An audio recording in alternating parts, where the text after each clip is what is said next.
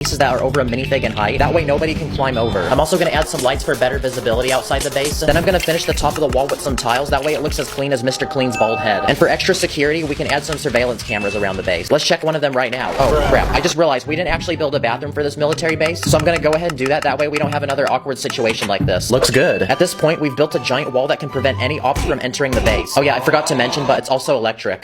But we need a way to transport supplies to the island. So I went ahead and built a helipad. And most importantly, I'm going to build a helicopter. Helicopter! This took me 1 hour to build, and I based it off of a Huey helicopter, which was an actual helicopter used by the military. And it looks like this is the first vehicle to add to our military base. And I'm also going to build a raft boat, which can also bring supplies from surrounding islands. Hey, whoa, get back, get back. Oh, come on, I just built that. And just like that, we can now transport supplies to our military base, and it looks like these minifigs are munching down on some delicious glizzies. And now that we have all this food, we need to build a storage unit for it. So on this side of the military base, I'm going to build a tiny warehouse. Then using tiny Lego pieces, I'm going to form this really satisfying roof design and camouflage that actually bends. Let's see if it can do the wave. Wow, that alone just took an entire hour, but it's honestly worth the spicy content. Oh my gosh, I can die in peace now. That was actually so satisfying. Another thing that every military base has is a weapon room. We have a bunch of random weapons lying around that we're not even using, so we need a secure place to store them. So I'm gonna go ahead and build a giant room in this corner of the base, and now we can just start filling it with weapons.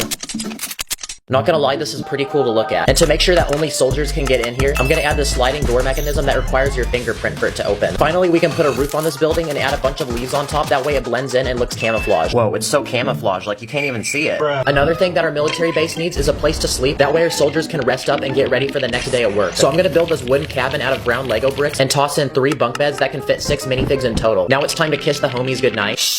Go to sleep, boys. And finish this cabin off with a roof design that uses an illegal building technique. Now, in the military, it's probably really common for people to get injured.